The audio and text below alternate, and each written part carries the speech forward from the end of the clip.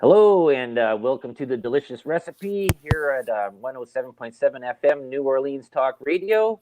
And I have a joint show again here with my girl, Laura Lee from the Angel Rock. And we're going into our summer solstice there. This one's called Summer Solstice Sangria, just summer wines, I guess, and stuff like that. And we're coming in and we have our lovely guest again here, Varla Ventura, that we've had on for our quarter points of the year. And there's Laura Lee again. So, I turned notifications off. I'm getting a million messages, of course, right now. So that's why I turned it off, because it'd be going ding, ding, ding, ding.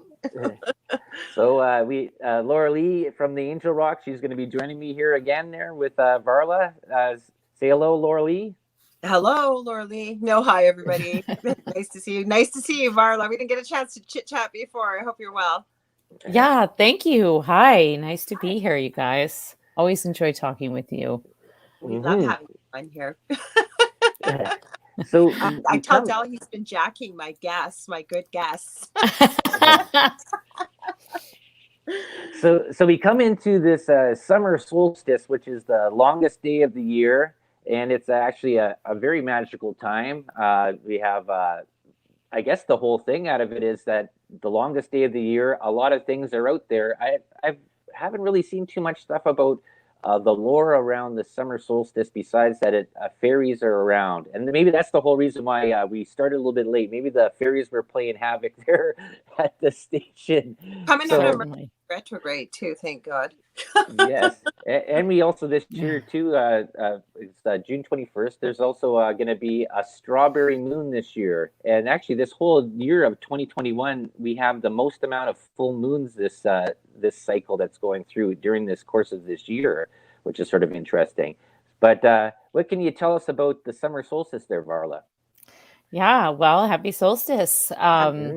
It's absolutely true that, like many of the other kind of holidays and what we might think of as the Celtic year or the pagan wheel of the year or the witches year, the solstice is another one of the times when it's believed that the veil is thinnest. And so it's a time when fairies and other worldly creatures can cross over and run amok, not unlike Halloween or some of the other kind of high point holidays. And of course, it's the opposite of the winter solstice, which is the darkest time of year. So it's really a time of joy. It's a time of people kind of like celebrating coming out of the darkness of the prior seasons. And, traditionally, it's a time when high magic is afoot and also quite a bit of mischief. So I was thinking, yes, it's quite possible that the fairies are sort of messing with us right now as we're running just a little bit behind, because we're on fairy time, and fairy time is not linear. Fairy time doesn't stick with a clock like hey, you guys, it's supposed to start at 8:00. Well, too bad. You're on fairy time. You could start at 8:00 next year. You don't know what's going to happen. It's fairy time. But it's definitely a time that traditionally was used as a means to kind of certainly blow off some of the steam of all of the sort of work going up into that year. It's also a time of blessing. And, usually by now you've got your seeds in the ground. You've got, it could be metaphorical seeds of maybe you're starting something new. It could be that you've actually planted your garden and the seeds are starting to sprout out. And so you're starting to see some of the fruits of your labor, and it's a time of celebration.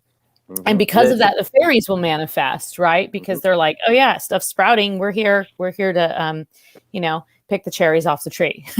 Yeah. Well, that's it. Also, you have June, which the goddess Juno, fertility, right? Mm-hmm. They're dealing with the Romans and stuff like that. But when it comes even into festivals, we always have things that there's always a festival. We have that Samhain festival where they're burning stuff. You have also one that happens during the part of here, big bonfires. And what I looked at is that sometimes they save that ash and they save that for that festival over there to plant or to lay out on their gardens to reinvigorate the soil over the winter time, right? Because you got to think of a lot of pagan traditions went around harvest and food, right? The hunter-gatherer Sure. sort of stuff, eh? Yeah. Absolutely. Absolutely. Yeah. Things were built around the survival of your group, and the survival of your group depended primarily on food and shelter. And so, warmth and heat, and you used the seasons and these kind of high points of the seasons to call upon the entities that were, the forces beyond your control, and implore them to protect you and to bring you good luck and a good harvest, because everything really kind of hinges on that. Mm-hmm. You know Yeah. what I was going to say, Marla? I'm going to stop you there for a sec. You know what? Some people may not know about you. So do you want to tell people about you for a sec there? We got right into this. Yeah, well, we were like kind of running to catch up. Yeah, sure. My name is Varla Ventura. I'm the author of several books on sort of, paranormal and spooky topics. The most recent ones are Varla Ventura's Paranormal Parlor, and that's a book about seances and spiritualism and kind of the history of hauntings. And then prior to that, my book that came out is called Fairies, Pukas, and Changelings, and it's a guide to the sort of wicked and wild enchanted realm. I've also written on topics like mermaids, banshees, werewolves, vampires, strange trivia. So kind of an array of things there. And you can check my books out at my website, which is varlaventura.net. And I'm just kind of a weirdo and a lover of witchy things and rituals. And I feel like the world of the paranormal, the world of the unexplained, the world of the fairy, the unseen is just such an infinite, as a storyteller and a writer, especially, it's just infinite, you, and I love getting in on shows like this, and we share stories. We've heard different versions of the same story, or we know folklore from a particular area. I'm sort of a supernaturalist and a folklorist, and just really, like to talk about weird things all night long. Yeah, you're in the right place with us, that's for sure. Yes. But so there's other. This is one thing that I didn't even know about, and maybe you did. Actually, this time is called Litha, this solstice time, and that's the only thing that I found out was that having these bonfires and collecting ash and stuff like that. And I think there was one in Celtic or Old European where they would make a wheel, set it on fire, and roll it down a hill into the water. And this whole thing of fire and water. Darkness, that this balance between good and evil, and that whatever symbology that they were thinking there. Because you think a lot of like these hunter-gatherer people, like you just said, dealt with this whole basis of needing food, right? So appeasing these unknown forces that were out there to benefit themselves, hoping that it would sort of work. And then I think about Shakespeare, Midsummer Night's Dream, Always dealing with fairies time, and it's the midsummer. This is what we're in right now, and playing tricks and stuff like that. Absolutely. And, that whole play is basically set in the fairy realm as the sort of, they fall asleep on the fairy mound, and then the queen comes out and the king comes out, and it's really a time of celebration. And it's also, while it is the longest day, and so the light traditionally, at least in the northern hemisphere, right, the light is longer. And it gets dark, there's just a shorter night. There are still some precautions that traditionally you may need to take. You certainly don't just go out and start partying. You have to make sure that you're also making offerings to these unknown beings. And so sometimes you'd be burning that fire. One might argue that it was to keep things away just as much as to honor things. And I think you see just prior to this, you have Beltane, which is sort of the festival, the May festival. There's basically all these festivals require fire. That's like an essential element. The bigger the fire, the better, right? A big bonfire. You see that on Samhain. You see that in winter solstice, of course. And it is a very symbolic representation of transformation between one world and the next. The smoke kind of shows you the invisible. It brings light. It's a celebration of light. And traditionally also, you know, especially in modern times, just candle lighting and just very simple things that you can do, you know, such as really spending this time. And as you mentioned, we're going into a nice big fat full moon later this week, and it's also Cancer season. So we're in the astrological sign of Cancer, and that's so full of emotion and heart. And then we're kind of coming out of that Mercury retrograde, and we're just like, we can do this. But it's really actually a time of trying to manifest what truly brings you that light. And it's to fortify you. So it could be that, you know, you stay up all night writing. That's something that I always do on the solstice. I try and just stay up trying to do something that I want to do more of in the following year. And it's actually a really simple thing, and it's not too late, you know, all of this week. And as we go into this June, this big, beautiful strawberry moon, you can really, you know, nice, big, juicy moon, you can really kind of put your heart into that. It's a great time to do, you know, love spells and love rituals and just a celebration of things that bring you a lot of pleasure and joy. Or resin. That's what I never went to bed, and I'm just so hooked on it. I'm making crystal grids and Metatron cube and all that spiritual stuff because I want to do more of that. Yeah. So you're kind of trying to manifest what you want more of. So traditionally, like in, you know, perhaps traditional Celtic culture, you would definitely want more food, and you would definitely want more protection and more health and safety and well-being. But you also have to keep in mind that, as with other holidays like this, when the veil is thin and things are running amok, that you should operate with a degree of caution and reverence for the unknown.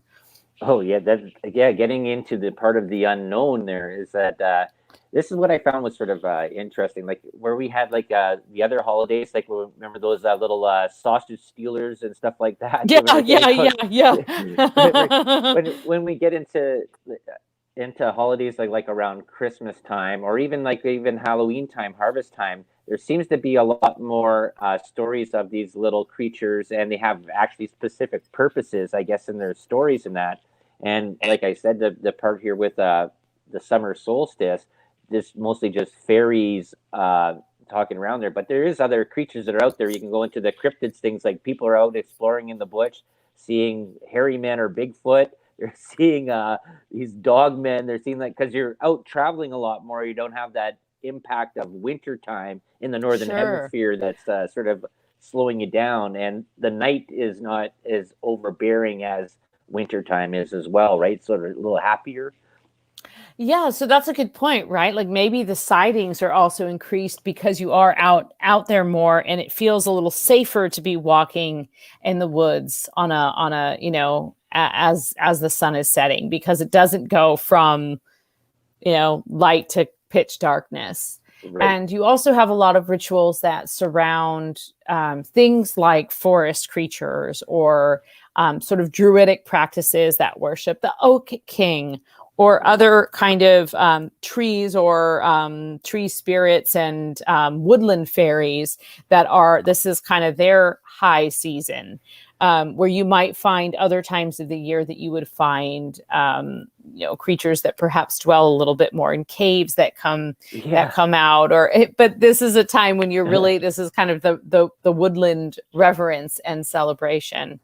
And I also think it's a prime time for mermaid sightings. Okay. And perhaps this is because the weather's nicer and people are, you know, hanging near the water more. It's been quite hot where I've been, so everyone's swimming in the lakes, and the lakes aren't frozen.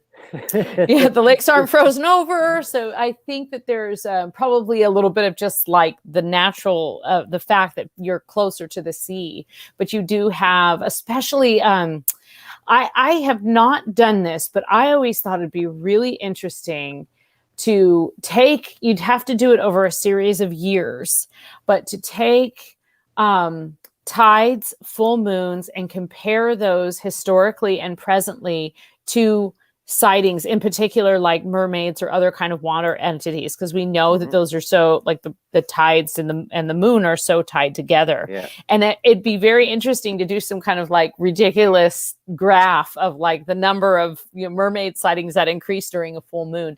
But it also is illuminating the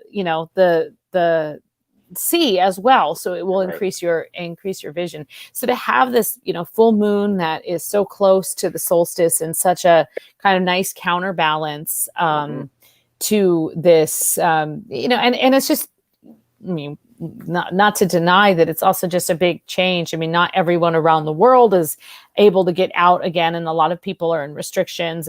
But it definitely, I know for here in where I am, and I'm sure where you guys are, it's like, people here just as much as you can be outside as possible. And so, to your point, the more you're outside and the more you're kind of roaming through nature, the more likely you are to see, little men roaming about the woods. I was going to add something quickly. Somebody sent me this from last night. It said at 21 minutes past 9 on the 21st, which was yesterday, it will be the 21st minute of the 21st hour of the 21st day of the 21st week of the 21st year of the 21st century. Talk about powerful energy. Wow. Yeah. Well, I don't know about you guys, and I'm curious if this is something that could be happening with your listeners as well. But I started noticing quite a few synchronicities lately, kind of very bold synchronicities. And for example, I have like 4 different tarot decks that I just, I usually just kind of like pull a card. One is a very traditional Rider-Waite. One is based on Dion Fortune, which is the work. One is the Thoth Tarot, which is the Crowley deck. And then one is like an herbal deck, which I like because it always kind of puts me in tune with like, okay, what's the plant medicine here?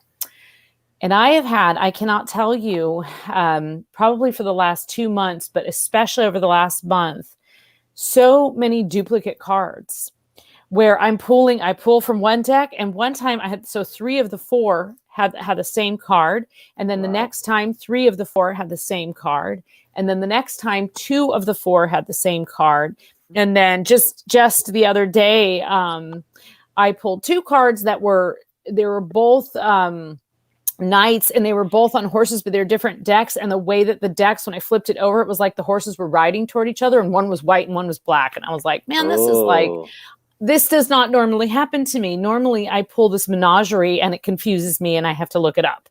Yeah. But this has been happening again. It's like whatever the message is, it's coming through. And I think that like the 21 and some of the things like that, it's, hopefully it's a sign of real kind of like transformation and change. And I think that's something we can all look forward to. I know with me, last night my guest wasn't able to make it on talk about retrograde issues. The internet went out, came right back on after we were done. So sometimes I'll do a replay, and I thought, heck, I know how to do a full show. I used to do a full night. I used to do one Monday through Friday on my other network. So I thought, I'll hang out and just jibber jabber for 2 hours. And I pulled out a deck, and Zach, who's usually in our chats, was there, and he'd asked a question. So I gave him a bunch of information from Spirit, but I usually don't use both decks. I have the new Supernatural one. I just love it. So easy. You don't have to look at the book, because all the characters, if you know them from the series, you know what it represents on the cards. It's pretty cool. But anyways, everything I told them from Spirit came up almost word for word on the cards. It usually does, but it was really, really interesting how it really fulfilled. It was actually an animal card too. It was Diana Cooper's Oracle deck with Archangels and Animals. The bear. And I'm thinking, why the bear? So I went through the book. It was a newer deck. And I'd already given him information from looking at the card, and almost word for word what I gave him was right in the book. It was so cool. So cool. Yeah. Yeah. We have Michelle Pat from Australia, by the way, too. So thought we'd give her a shout out. She's in the chat. Oh yeah. Hey. Hello. Our mermaid in waiting, you mean? So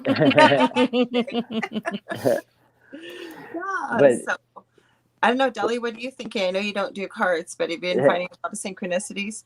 Well, that's sort of interesting there too, in that you had these riders. They had the pale horse and the dark horse, right? And that if you think about the four horsemen of the apocalypse, and then if you think about, there's been a lot of uh, theories on what's going on in the world, that we're coming closer to this end time that talked about in Revelations, right? They got the pale horse. I can't remember what the pale horse does. I know what the dark horse is. Dark horse is death. The pale horse, I think it might be pestilence or something like that. That'd almost be sort of Well, that's ringing true. Yeah, it's that coincidences. I don't know. There's a lot of theories on that. That some things there is no coincidences. Things that are also set in sort of a pattern. That's sort of a really sort of a dark thought, that there is no sort of free will, right? And I call it evidential proof. I believe there are no coincidences either. But when something falls into alignment, like what you've just shared, or myself, or everything just seems to fall into place. Yeah, and there's certainly times that, I mean, there's signs all around all the time, right? And sometimes we just aren't tuned into them, but sometimes they're just not that significant, or they don't feel that significant. And then other times, like for me with this deck thing, where it just kept happening. Like every time, like I would go once a week to this deck, and it just kept happening. And that, I mean, there's 78 cards in a deck, right?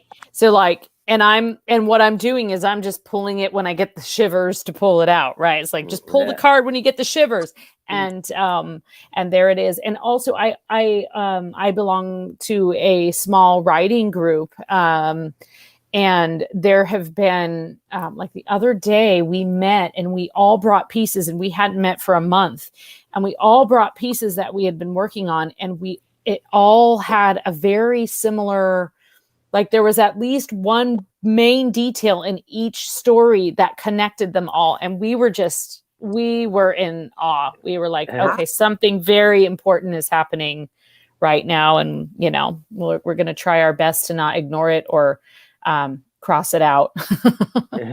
Wow. Yeah. That's just, it's crazy. That's I guess when you're sort of a lot of people aren't in tune to anything that's going on besides their own bubble, right? Their own world, their own stuff that's going on. Me and Laura have talked about this many times. That a lot of people live their life in blinders. They're not looking around what's going on there. Yeah. And when you start noticing stuff like patterns or coincidences, like you can actually drive yourself nuts there. There was that Mel Gibson movie where he was seeing patterns everywhere, numbers and sequences. I think there was also in the movie there too with I can't remember the guy who played Ghost Rider, Nicolas Cage there, where he saw patterns and numbers and that, and coincidences that seemed to line up with events and that. I always find that sort of interesting. You know what I'd like to ask you, Varla, have you noticed too that with all this shakeup and everything that's going on, so many people are being awakened to spirituality? Like, I am noticing this. Actually, I'm going to message you about this. I know how crazy busy you are, but I'm going to announce it on here. I'm putting together with a bunch of people that I really respect, and I love their knowledge base and their energy, their personality, such as yourself. We'll see if it'll work out with your schedule. We haven't got a date set. We're going to try and put on a little bit of a conference that's affordable. Oh, cool. Everybody know that we'll work it out, but everybody's got a different knowledge base to pull it all in, because I keep getting nonstop questions, but the questions I used to ask years ago about, how do I open my third eye, and how do I hear my guides, and what are chakras, and do crystals really work, and what is astrology, or how do I give a reading? Just the basics. And I think it'd be a beautiful thing to pull people with all different types of knowledge bases to really give people a well-rounded, and kind of like put it up on video, whatever. And when you can do it, paper, people can access it when they need to keep access of it, because I'm just getting questions like this nonstop. Are you finding this yourself too? Well, and then next year we do it in real life, in person. Yes. Yes. Let's manifest that. We could have done it in person with you. Yeah. I know you could. Well, I won't smuggle myself across, but it's so close. We're so close to each other. We'll have a big fire there. And, big bonfire. I'll just follow the signals. I'll just follow the signals straight north to your place. Absolutely. And this is something that, this is a topic that really, really kind of came into my mind a lot during the winter of this, the real heavy winter in the peak of the pandemic. And, I live somewhere where you don't really go outside a ton in the winter, but you do gather with friends around the hearth. And that was something that wasn't happening. And so it gives you a lot of time for reflection. And I was really thinking about the spiritualist movement. Mm-hmm. And the spiritualist movement, which is the belief that the dead have messages for us, not just the spirit, but that the dead have messages for us, and that those messages are actually designed to enlighten or expand our minds, which is what, modern day New Age or whatever you want to call it is based on this. And there are practicing spiritualists today. And it was, a movement that was popular in North America and in England from about 1840 to 1930, but it really took off after the American Civil War. Mm-hmm. And you had at that point a nation in mourning. You had a nation torn asunder. You had people who were fighting for rights. You had people who didn't, Juneteenth for 2 years didn't know that they were free. You had people who died in battle and their mothers never knew what happened to them. And so you had this, and then, you had Lincoln's assassination, and you had Mary Todd Lincoln, who had an obsession with actually her son had died. I think he was 11 years old, their little boy. And so she was conducting seances in the White House, and she was trying to connect with the spirit. And you had this sort of movement toward that. And of course, like with any movement, you get your charlatans, you get your naysayers, you get your true believers. Yeah. But I was thinking that the other aspect of the pandemic is that nation in mourning, is that world in mourning. Yes. And also the lack of being able to have death rituals, to attend funerals, to say goodbye, or be in that collective healing space with other people that, it doesn't change what has happened, but at least that there are, for example, if someone you love dies, but then their children are there at this service, you can see a little bit of your friend in those people, and it gives you some comfort. And there's a collective healing. There's, food rituals. There's all of these things that we do to try and comfort each other. Sometimes we bumble our way through it. And not having that, I think it has made people really have to look inside and figure out how to process that kind of thing. Or not even being able to be there when the person has passed. I've been seeing a lot of that as well. So not only are you not having that ritual, the wake, I've really looked into the Irish wake and the beauty in that people may not see, but normalizing death, because whether you want to think it or not, the collective death is a normal part of life, just as birth is. Yes. And not being able to kind of be there. And actually that led me down this rabbit hole of thinking about how perhaps when we talk about hauntings and we talk about paranormal, sometimes we think, and of course, popular culture and, horror novels and ghost stories have fed this idea that it's, the Ebenezer or the Jacob Marley, the unresolved business on earth. Mm-hmm. But perhaps it's not unresolved business. It's a lack of death ritual. We know in Egyptian culture how especially in ancient Egyptian culture, how incredibly important the death ritual was, and how many things people did to prepare loved ones for the other side. And I haven't read a lot of stories of, pharaohs coming back to haunt someone after they've died.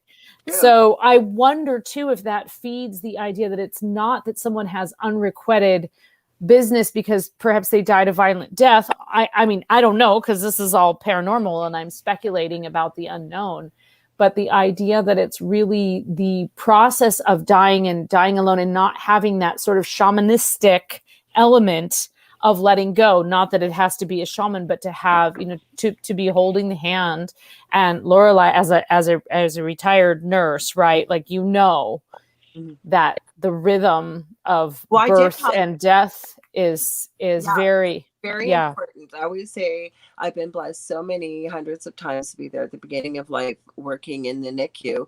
And then part of it is when I worked in the community, I didn't get paid for it, but I really bonded with my families in my areas.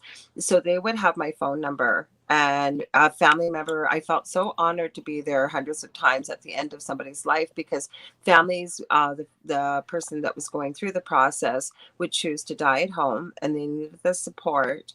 And so you know, as it got closer, and there's always signs when it's getting close, and the family would call like 1, 2, 3 o'clock in the morning, and I'd go out and be there with them as they passed. At that time I wasn't allowed to pronounce, but it's pretty evident when somebody has passed, and then you would just call the doctor in to come and pronounce at home.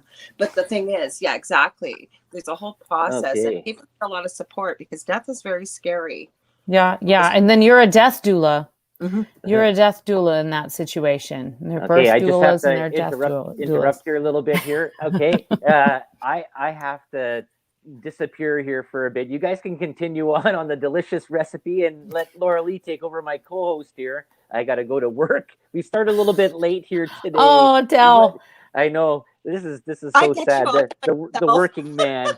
No, now Laura Lee gets to steal you all for herself there. So I just want to say before I go, thank you very much, Marla, for showing up here and being so patient with such a late start there. Of and course. I will talk to you later after I'm done, and I will send you a link for everything. Thank you. This is the worst I've ever done, and this is my own show. I'm leaving my own show. It's okay. You're in good hands. It's in good hands. Okie dokie. I'll let you guys continue on there, and thank you very much for being so patient there with everything that happened there tonight. No problem. And I'll be in touch with you. What's that? Yeah. Bye-bye. Bye. So no, but actually, I sometimes he just started this job, so sometimes he goes in at 11, sometimes it's at 10, and of course tonight it probably was right at 10 o'clock, right? Yeah, right. Have to go. So because I know you couldn't stay for. Yeah, well, we can do we started late, so we can do the hour as we normally would do. And I actually am not sure exactly what time we started, but let's just do our normal thing here. And yeah, because we're not doing the show right now. It's kind of on hiatus, the one that I usually do afterwards anyway. So I get to hang out with you. You should get a word in edgewise with Del. Well, he's always got so many interesting questions, and he's we had a late start. So well, I always did the paranormal stuff, and he didn't. And then as he started doing this podcast, and originally it was just, I like to call it truth seeking, not conspiracy theory, but people recognize conspiracy theory. And now as he's met you and other people, he's really developed an interest, because as I always say, and I'd love to hear your thoughts, the more I open this door, the more smaller than a one-celled organism I feel when it comes to the amount of knowledge. What's your thoughts? Oh, absolutely. Because I mean, let me tell you, I did a whole book on fairies. I love it. And no sooner did I publish that book than I learned about, 10,000 other creatures, including all of those incredible Icelandic sausage stealing trolls.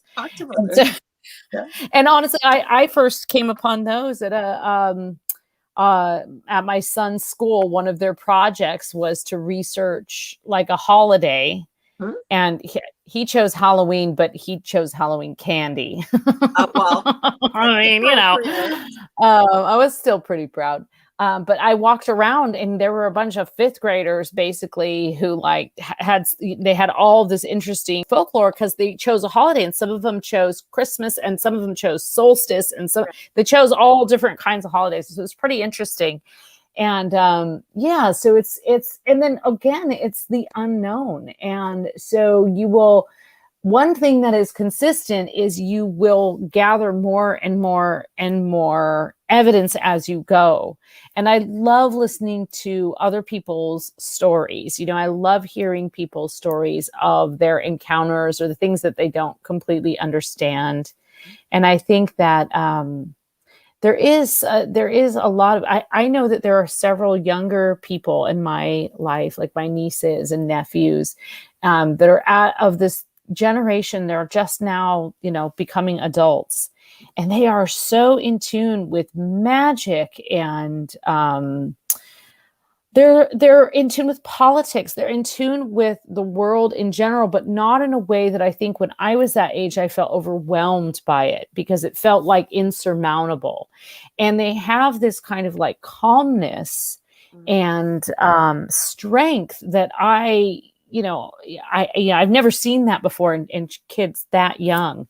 And not to like say, okay, well, the kids are all going to save us, but I feel like there's a greater understanding and an open-mindedness that is there, and that at their core, there's an open-mindedness to different ways of life, different ways of thinking, different philosophies, where I think even 10, 20 years ago, that wasn't always the way that children thought at that age. Agreed, because my eldest, he just moved back to the city, him and his partner, and they bought their first home. But and we've talked about this on my show and Dell's show with you before, that usually when you've got somebody in the family that's got gifts, usually you tend to see it in your children. Or maybe it's, I don't know if it's because we're more aware of it or what, but both my children, well, they're not children, they're adults now, but they communicate with animals. My eldest never embraced his gifts. He did, and then he'd say, no, you know what, this is like more of a curse than anything, kind of thing.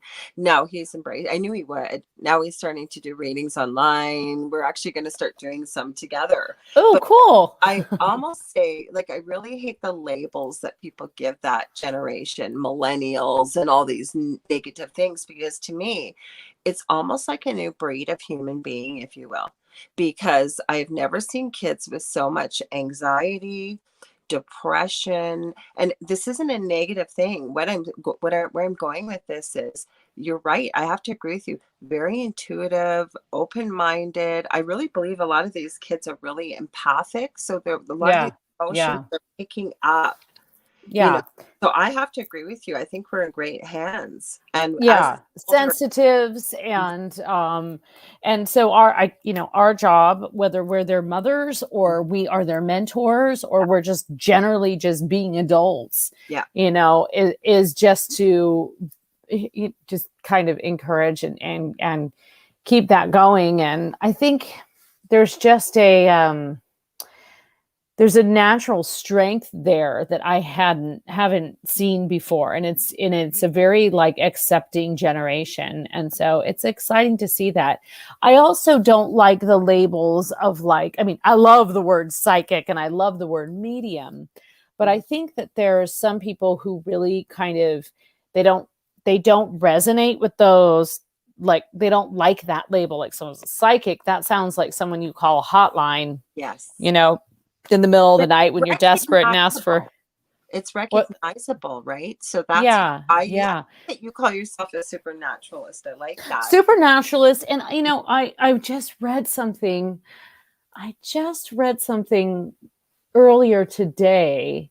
Actually, a friend of mine is visiting with her daughter. They're kind of around town and they're visiting relatives, and her daughter just graduated from high school. And my gift to her is a tarot reading, not by me, because I feel like I'm a little too close to her to do like a really accurate reading. So I was booking a reading at my local little witch shop here. And I was kind of reading they had all this really interesting way of just kind of describing their different practitioners. One of the things they were talking about is that, the difference between psychics and mediumship, and that, that all mediums are psychic, but not all psychics necessarily identify as mediums. Right. So, and like for myself, I certainly, I work in the psychic arts. I have psychic intuition, but I don't consider myself a medium. I don't offer those services to other people. I don't really offer and I am approached pretty frequently, especially because I'm on, shows where people are mediums, and all people will kind of write to me for advice, and I don't really do advice. I'm happy to pull a card for you if that's helpful, but basically I'm not a medium, and I've never really trained to be a medium. So I'm not feeling, I don't really I don't I really do have that. to agree with you. I feel so bad. We're on StreamYard, guys, and over in Facebook. If you can, come on over to the UFO Paranormal Radio chat. I didn't see you there. There's a whole bunch of people over there. I'm sorry, guys. Oh, Hi, oh, Mike Walker. We got Ida Kitely. She had to run, but she popped in. So come on over here, you guys, because I can see the chat because I can't even answer you over there. No, I get that oh, question. you can't answer on the chat. No, because Joe runs the StreamYard, so I can't answer on the stream. I can see all the streams Gotcha. on there. So I've got YouTube on. If you see me looking down, that's what I'm doing. Yeah. But no, and I just happened to look at, oh crap, we missed a bunch of people. But what I have to agree with you, I get that question quite a bit. I'll have people say to me, and actually I asked it many years ago when I was working with a mentor out of Los Angeles with my mediumship abilities. And the big one is, well, when do I know I can call myself a psychic or a healer or a medium?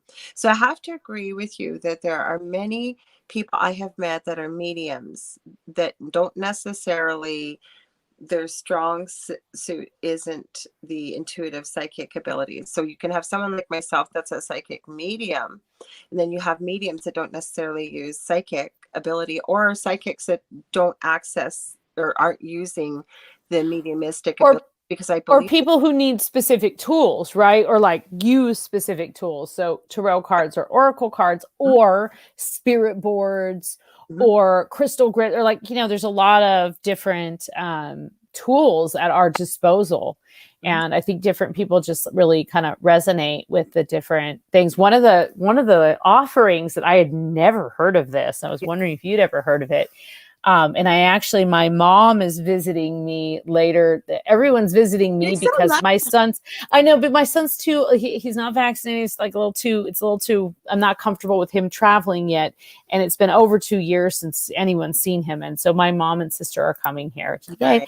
And one of the things I booked for my mom, and hopefully she's not listening right now because it'll spoil the surprise. Yeah.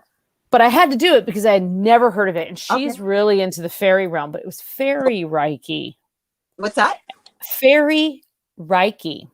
I think I have heard of it. Yeah. I had never heard of it. There was a guy at this shop nearby me, and he does tarot readings, and I've run into him before, and I really liked him. And I thought, fairy Reiki. And so they basically do this kind of like healing session on your body using Reiki, which is, I'm familiar with Reiki, but fairy spirits come out. The energy work, but specific fairy spirits come out. So, so we'll see what happens with that. But I just thought, well, that's pretty interesting. I'll let my mom be the, I think that's the guinea pig for it. I got off track here for a sec, but I did want to answer though. When people ask me, when can I call myself a psychic or a medium or what? You know what? I think that there's so much power in our words, our emotions, and our thoughts. So when we identify with that energy, so you've got to do some study or have some ability. I mean, you can't just, like you say, yeah, I'm a psychic. So because I call myself a psychic, I'm a psychic. But if you've really been, honing in on your gifts, maybe doing some study, that as we start to call ourselves that and start to work within that energy, you start to own it. Like I had somebody that was obviously a medium, obviously like going to the graveyard or cemetery 3 times a week and helping spirits cross over, having conversations and asking me, well, when can I call myself a medium? And I said, well, how more would you be embodied? Yeah, what more do you need? That's where I'm going with this, is embracing it when you're obvious, it's obvious and you're working in that energy. I wanted to go there with the fairies though. Yeah, well, wait, but just on that note, so I just had a really interesting conversation with a friend of mine my friend Sarah, and she's very open to things, and she likes to talk with or occasionally consult psychics or life coaches to just kind of like, check in with her on her path.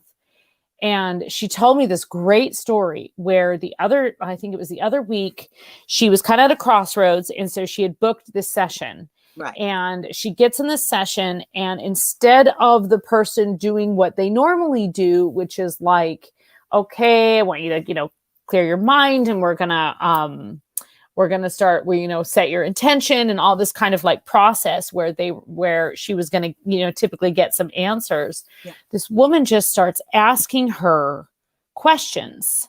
Yeah. And Sarah's like, why are you asking me these questions? This is really like, I don't get this. And then the person said, I'm going to ask you several things right now.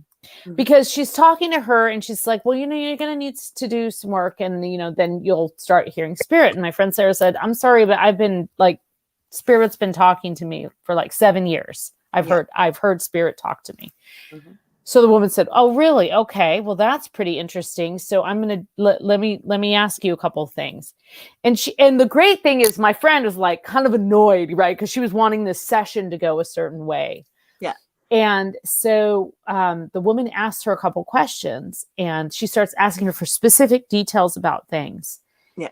And Sarah just answered. She said, I don't even know what to do here. And the woman says, just describe what's going on in your body.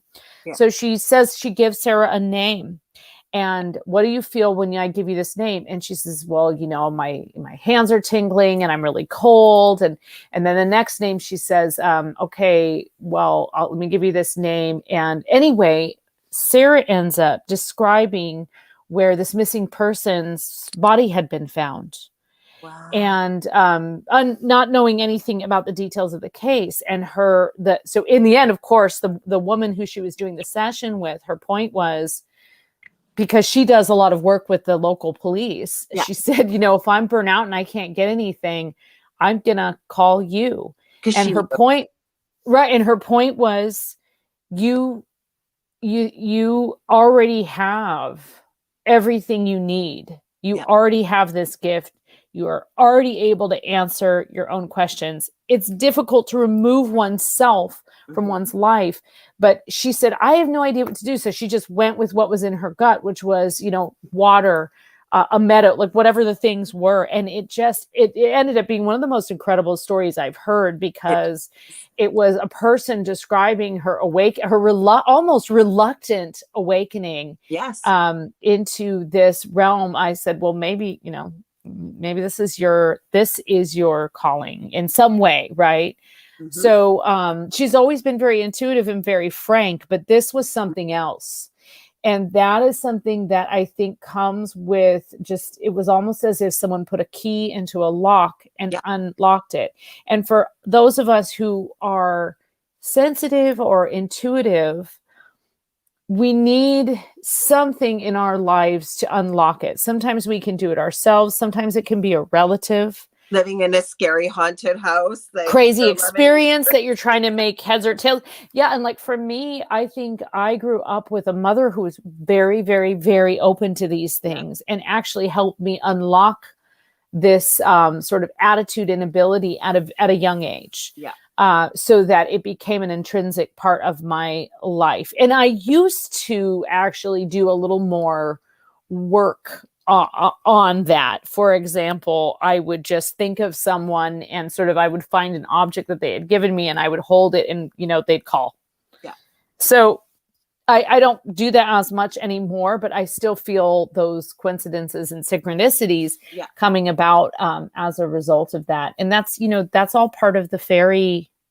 That's all part of the fairy realm. It is. I want to give a shout out to Judy Thompson. She's over on Facebook. Judy, come join us on Judy. Paranormal Network, a radio YouTube channel. I think I put the link there because I was posting while you and Del were talking. Good. That's why people are popping in. No, I didn't get a chance to tell you because I know you know this probably, but Del is. I even said to him a couple months ago, I would have thought hell would have froze over if I'd ever believed in all these years that I'd be having a conversation with you about fairies. Because he's into the little people now. Right? He's really into them too. Yeah, he's like in it. He's invested. Upset. Yeah. So I did the whole garden. I'll have to send you a picture because I'm doing a whole bunch of homemade stuff. So I'm doing these little fairy houses and making little resin doors. Oh, here he is. He's back. He hasn't left yet. We're talking about you. Grab it a text. Okay, talk to you later. No, he's leaving. Don't turn the light on. Yes, I make it. So I did all these fairy things. I have little fairy houses, and I've done little resin fairies, and Oh, then I have cool. all these little tiny God, gnomes. I And love gnomes. I just love gnomes. I know. Well, remember all The the gnomes? beards, yeah, I'm into it. Well, you didn't see his guy that I made for his show. He might have shown you last time because I make gnomes like with the fur beards, and Uh-huh, so I uh-huh. made him a Yeah. rocker dude. So he's got little Oh, skull glasses. actually, I think he sent me a picture of it. I don't know if he held it up on camera. He I think he calls them sent me a you. picture of it. I don't know why he calls them you. So I just got yesterday resin molds to make electric guitars. So I'm gonna make little electric guitars. Cute. Sounds like some easy top. But back to this. So this is a perfect time for people to access fairy energy. And a lot of people are going, fairies are just make believe, blah blah blah. What can we tell them that we know that we both know they're not make believe? Well, we definitely want to talk a little bit about the fairy kingdom, in that the fairy kingdom isn't just one kind of thing. It doesn't just mean that little creature with the wings that goes, from flower to flower. The fairy kingdom, I like to think of it the way that one might think of the plant kingdom. Yeah. So there are all these different kind of species within that. And you have tall things and things that live under bridges, and water fairies and woodland fairies, and little things that live in your garden, and things that protect your stoop, and things that live in your barn. So there's just this vast array. And it's certainly, I know I can give you a personal experience with the fairies. That when I was working on the fairy book that I was writing, just when I thought I had everything good to go, and a few things had gone missing in my house around that time. And I just thought, okay, I am just so obsessed with trying to get this book done in this deadline that it is, I'm not paying attention. I kept telling myself that, because even as a believer, I was completely just skeptical and oblivious. Why would they come to my house while I'm writing a book? I'm just like, okay, I guess I don't know what I did with that shiny object or that one earring. Yeah. And so I swear I left it right there. So I had a whole chapter, and the chapter was about, it was about hobgoblins, and it was about some of the trickster fairies. And let me tell you, I lost the entire chapter. I don't know what I did. I don't know if I thought, well, maybe I just copy and paste it, but I couldn't reverse it. I tried all my tricks, all my, 20 years of working in Microsoft Word, every trick I could think of. I called everyone that I knew. Is there anything I can do to see an older version? And we couldn't find this chapter. And in the end, I was 2 days away from my deadline, and I had to rewrite it. And I thought, that is perfect, because here I am writing this book, and I'm getting so obsessed with the deadline and all of these things that I am missing the point. I'm missing the point. And so the fairy kingdom is full of things that like to pull the rug out under you. And I think that's a great reminder for this time of year. And with the, we had chaos, and last week we were trying to connect, and we had chaos around that. And so I think that's the really important thing, is that, they'll pull the rug out from under you, but they catch you. Yes. Fairies are not pushing you off the cliff, but they might drive you to the point where you're thinking, like, I'm real close to the cliff right now. I've got to toe over. So they're not. And I think the other thing about the fairy realm that gets confused and lost in translation, especially in like the modern lexicon, is the good versus evil aspect of it, because there's all of these subtleties, and mischief and mayhem is not necessarily the devil, but it is now associated with the devil, just as witches became associated with the devil. So you have, this world of kind of like trickery and revelry, and also abundance and gifts, and Magic. It's in magic. And that is also what the natural world is about, right? There are plants that you can eat, and they're going to make you feel real good. And there are plants that you can eat, and they are going to knock you dead. Mm-hmm. So there's, and then there's a plant growing right next to it that's going to cure you. So there's just this kind of constant element of surprise. And so we need to just kind of remember that with the fairy kingdom, we're not just talking about something that is going to pollinate your plants. We're talking about this vast world that on nights like the solstice and the full moons and all of the kind of high holidays, we've got a chance to honor them, but you know, they can create chaos and with them and respect them. I want to read this couple comments here because yeah, fun. Yes, I tried to get over to the YouTube myself, and then I thought, you know, the last time I did that, I was on someone else's show, and I tried to go over to the YouTube, and I accidentally logged out of StreamYard. So I was like, no, I'm not doing this. So we got Judy. Well, this is from Facebook. Judy Thompson said, I told my granddaughters that the fairies live in Nana's garden. That's beautiful. We've got Banana Bowie over on Facebook. That's a new person. Welcome. And they said, hey, now I know what show that's from. Larry Sanders Show. And then actually Michelle from Australia. This is interesting. I haven't got glasses. They're right here. Good. Now I can see. Oh wait, I just figured out that I can see the comments. Yeah, wow. actually, I'm sorry it took me so long to figure that out, because I knew that and I just didn't even. Oh look, comments. Okay, so Michelle says Mimi's fairy-like beings of Arnhem Land. Interesting. Do you know anything about that at all? Fairy-like beings of Arnhem Land. That doesn't sound familiar to me. I'm not. Australia though, so she may. She's in Australia, and also winter solstice, right? It's winter solstice there, so happy. We can say happy solstice and be more encompassing. But we could even talk about Australia. Australia. Maybe she can tell us more about Mimi's, because neither of us have really heard of them. Mimi's, yeah. What about the? I haven't heard of this. Talked about, because remember all the videos I sent you, folks. If you haven't seen them, check them out on Facebook. One of those videos you sent was particularly compelling. Well, there were a couple that were really compelling. And then one of them was like it was like the security cam footage where all these tiny little things just were like flitting all in front of the camera. Mm-hmm. And, you know, you could like think, okay, well, I guess that could be a bug. It could be a firefly. There's a lot of things it could be, but there was just something about the way they were appearing that was just very like, what is that? And then the other one that was kind of freaky, I think you sent me, was the one where the dad in the garden. Yes, that's what I was going to say. That one blows my mind. Yeah. Yes. That one was crazy. So that one's like there's a dad in the garden, and he's hanging out with his kids, and he's actually filming his kids, just kind of like running around the garden doing something silly. Yeah. And then the next thing you know, there's just this thing that comes darting toward them. Goes, what is that? What is that? His dad goes, what? And the sisters are going, what? What? He goes, up there, Dad. And he films up that thing. What is that? Like, do you know what kind of fairy that might even be? I don't even know what that was. I mean, I watched it a few times thinking like, okay, it's always hard with videos, right? Because you're like, is it photoshopped? Is it? Mm-hmm. But this one was particularly like realistic. And there is actually this kind of insect I saw an image of recently that has like these long dangling legs and is kind of disturbing. But this thing looks quite fleshy, and it just looked like it was probably like a tree fairy or some kind of like garden spirit or tree elemental, or because it was very natural, like almost the color of the tree bark in a way. Yes. It like almost, you couldn't even, it was like camouflage. It was totally crazy and freaky.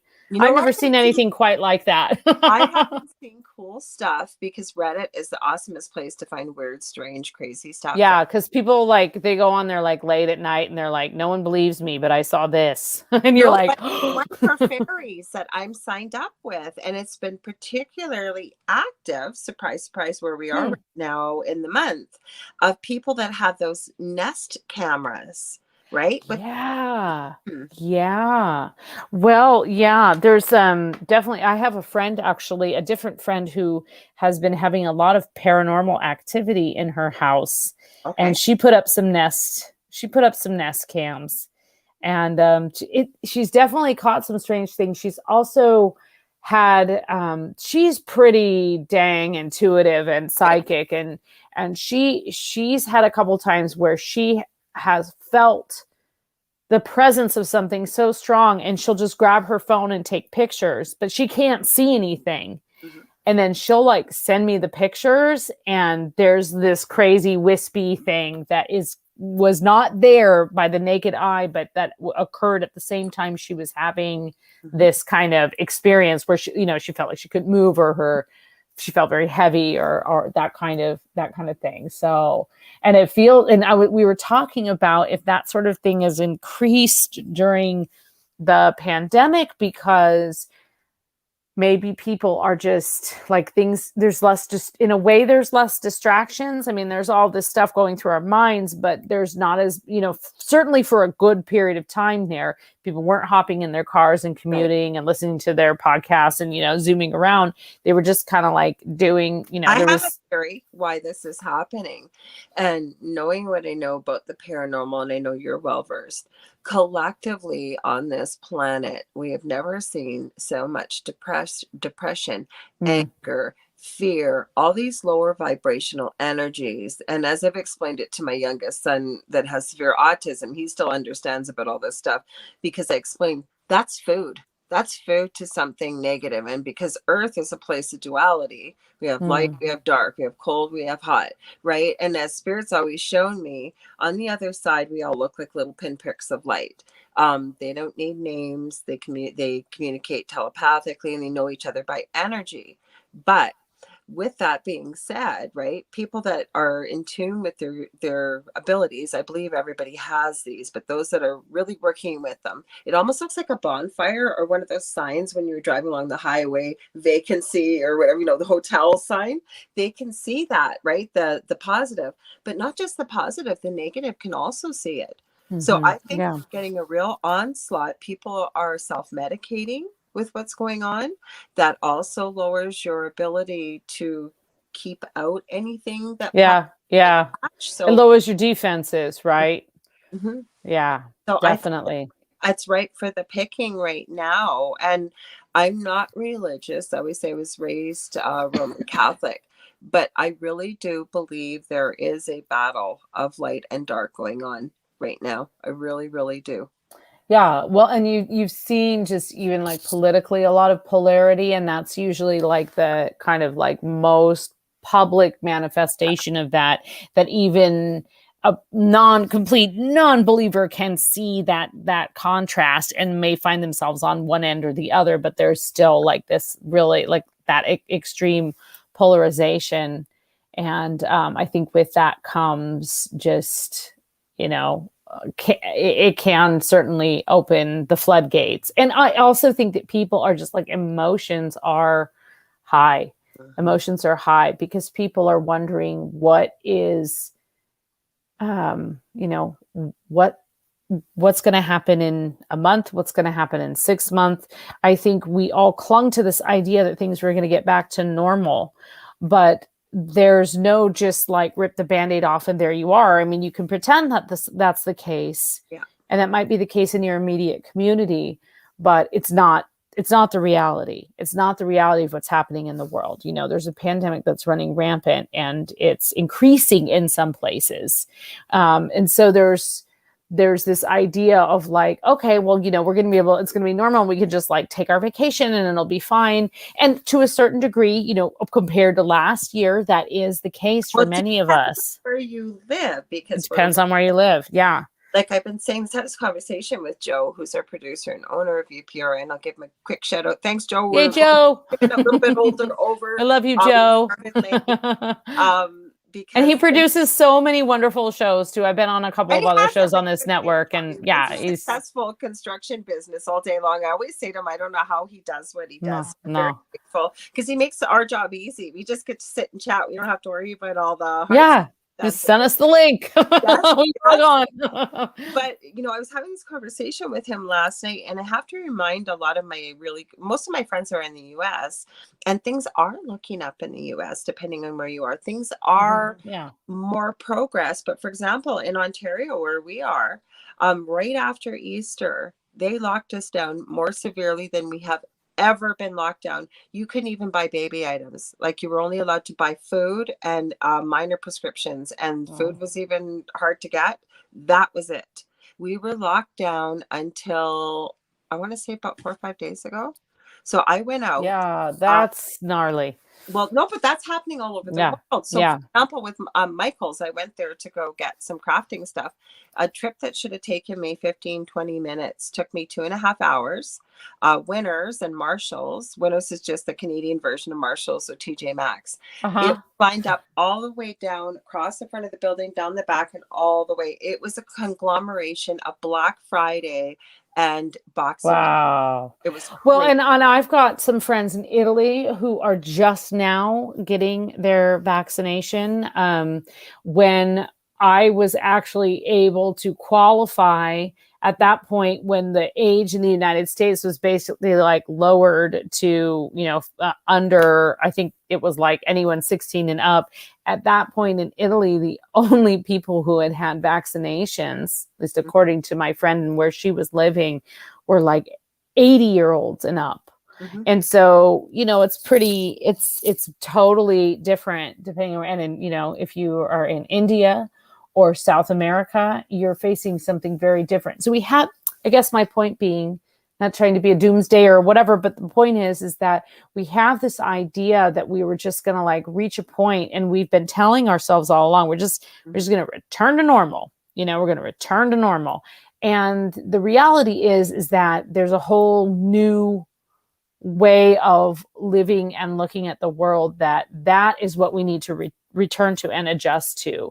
And it's not just a simple, like anything, it's not gradual, and it's not linear, and it's not black and white. Mhm. It's really not. And it's certainly not something that you can just say like, okay, well, as of this date, I can do this. Because we also know that, again, the rug could be pulled out from under us at any given moment. Absolutely. So, yeah. So before we end off here, because I promised I wouldn't keep you longer than we might go a little bit, 5 minutes. That's okay. I see Joe's in here commenting, so he's sitting there waiting. When are you ladies going to finish? But we started late, Joe. So we're almost. Yeah. To ask you before we head out of here, and of course, before we end, I'll always let people know where to find you. But how can people work with this fairy energy for people, or this change in season, because it's more positive, like you said, kind of touchy feely, lots of emotion. Yeah, I definitely think it's more of the it's the lighter side of things. Mhm. Absolutely. And as a lover of the darkness, I still appreciate that the lightness. You can't have the darkness. Some people say you can't have the light without the dark.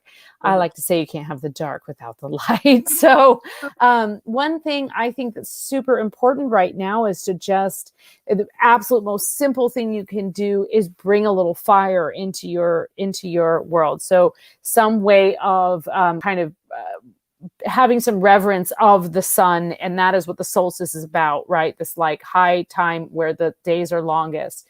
So that can be a simple candle. And one of my tricks is actually, and I started doing this when I used to live in an apartment building where, if you fried an egg, the entire the sprinkler system went off. Wow. I use, and so this is my quick spell trick for anyone out there, but I use birthday candles, because we all know birthday candles burn down super quick, and you all probably have some in your cupboard left over, and they come in an array of colors. So you can use something. I like to use, like this time of year, something yellow, because it kind of is awakening the creativity. Yeah.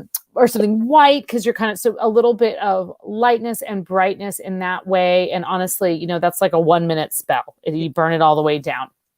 And if you can, if you were in a place where you can have a big old bonfire, that's great too. Yeah. But I know that a lot of people live in environments in which either it's unsafe or impossible to have a bonfire. But then the other really great thing that you can do this time of year is, because it is sort of about the natural world and the growing, is to, you can get some flowers at the store, or you can just kind of pick something in your garden and just bring some of that, like the natural world, into your environment in some way. And then finally, again, because as we are kind of also approaching this full moon, and think of the full moon as the time when, things are building up and they're getting fuller. As we said, it's that big, nice, big, juicy moon. So it can be a time of abundance in thought and creativity. So you can do something. I mean, I read this great tip that was just like one of the best ways to celebrate this time of year is to really do something that you love. Yeah. So whatever that could be, if you just set aside some time and say, I'm going to spend an hour writing, don't or go I'm to going to sleep like I didn't Yeah. last night. I was so sample night. Why sleep? There's just so much light out there. It was impossible. I know. So, but that's, those are just simple things you can do, and you can connect with that kind of that fairy realm by just, if you can take a walk somewhere, it can be a park, it can be an urban park, it can be, the woods. You're listening for those sounds. I know where I live, and probably where you live, one of the signs of summer here are the loon call. When you start hearing the loons, and you can hear the loons out at the camp. Yeah. Yeah, and it's like loon o'clock. You hear them in the morning at a certain time, and you hear them in the evening at a certain time, and they just have this lovely little trill, and it's like, okay, it's loon 30. Yeah. So and those are just those kind of things. You just can kind of pay attention to the things that are happening in the natural world around you, and try and tune your day to the rhythm of those somehow. I love it. And the fairies, they just like to mess with time. So you're not going to win there, and you're not going to fight. You're not going to fight it. But yeah, definitely simple things. Birthday candles. That's my magic pack. But I think that's so cool bringing it, because you know what? I think what it's all about with life is kind of working with what you're given and just being open to change. That's a hard thing for human beings, myself included at times. But sure, me too. Yeah, definitely. Release it. I think fairies remind us that we can't control. We really aren't. Exactly. They are the mayhem. They are that natural chaos, and they are a reminder of that. So where can people find your wonderful self? I need to have you all to myself in a show, but I know what'll happen. Oh, it'll happen for sure. Yeah. I've known Farla for quite a few years. I've had her when I was on my other network. Yeah. And Del was watching, and he was being very impatient. He came up here and he just that's right. He just burst on scene one time. He just burst on scene. Was like, what's happening? I can't help it. I have to ask you a question. That was great. Yeah. So you can find me at varlaventura.net. And there you will find information about the different books that I've written, if I'm appearing anywhere. And also I have a little shop there, and I'm actually working on a few new items to add, but you can put I can plug for anyone who's watching and not just listening, but you can get an all-nighter ball cap. I think you need one of these, because you just pulled an all-nighter. Yes. And a few other kind of fun freaky things. Like if you have a baby in your life, you can buy a changeling onesie. Oh, you did make those. We were talking about yes, I made those. And I have a couple of other ideas. I'm probably gonna speaking of doing things that you love, is I've had stuff on the back burner, and I've actually got a little time in my schedule this week to kind of work on some of those designs and things. So because we were talking about that last show, and I said, what an awesome, it was a onesie we were talking about. Yeah, it's a little baby onesie, and it just says changeling across it, and it's hilarious and adorable, and perfect for the goth in your life, Well, I'm so glad you came on here. Thank you so much for making time. Like I said, I'll be in touch, and then we can have you on for 2 hours, because honestly, guys, Varla is a wealth of knowledge. Pick up her books. She is absolutely delightful. And we had somebody from Thunder Bay, Judy, watching, and Judy, she lives really close to us across the border. Yeah. We're gonna have to sneak her across some way. Well, and I know, and before you know it, it's going to be Halloween season, so we can do something real fun around that. So yeah, because we do have Varla on at least 4 times a year. Del set this up, and I think I was glad, actually, because we were talking about this just before we get off air. I said, Del Jack's all my good guests.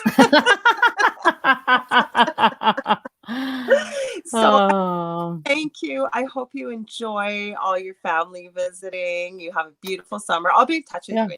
Thank you. Yeah. We'll talk soon. And thank you so much. You guys are always delightful hosts. It's really fun to get to talk to you, and happy solstice to everyone listening. And and thank you. us in the chat. I will remind you quickly. Dell's looking for stories about things like little people, Bigfoot, things like that. You can write to the deliciousstories@gmail.com. There is no time limit on that because somebody asked us. When he has enough stories, he'd like to do a show every now and then and share people's stories. He'll keep your anonymity if you like. For myself, you can get a hold of me on facebook.com/The Angel Rock if you want to book a reading. I do mentoring services. I do crystal Reiki and healing, Akashic Records, and I have my own show. I should plug that. Yes, on Monday nights, it's The Angel Rock from 9 p.m. to 11 p.m. Eastern Standard Time. And I have a friend by the name, not a friend, a new friend to be, I guess, Augie Heel. I believe he's in Singapore, and I think we're talking about near-death experiences next week. Ooh, that sounds great. Yeah, I'll sit in for that one. Yeah. And sending you guys all so much love and light. Thank you to Dell for letting me take over as he went to work. And we'll see you tomorrow night here. The paranormal host, not paranormal, sorry, the Centralist political host chat is going to be from 6 p.m. to 8 p.m. Central, 7 to 9 Central, or Eastern. We usually have that on Fridays, but it's going to be tomorrow night instead. So you'll see Dell and I with Joe and probably Michael Angley discussing all the crazy politics of the G7 conference and stuff. So we will see you guys tomorrow, I guess. So we just Here we are in the Writers and Illustrators of the Future Lounge at the Author Services Building in Hollywood. It contains a gallery of the writer and illustrator judges, a selection of the awards the contests have received, a library containing novels and art books published by winners and judges, and a selection of photos of some of our beloved keynote speakers and guests. For nearly 4 decades, L. Ron Hubbard's Writers of the Future contest has discovered and nurtured a steady stream of new authors and artists who have changed the face of science fiction. Chosen by an impressive panel of judges, drawn from the biggest names in the genre, contest winners are given the best possible foundation for a long-standing career. Now in its 3rd year, the Writers and Illustrators of the Future podcast continues to provide advice and tips from contest judges, industry professionals, and contest winners for writers and artists wanting to take their next step, along with needed inspiration to keep on going. If you are already a regular listener of this podcast, I thank you. If you are new to it, I welcome you to the weekly installment of the Writers and Illustrators of the Future podcast. This is John Goodwin, your host.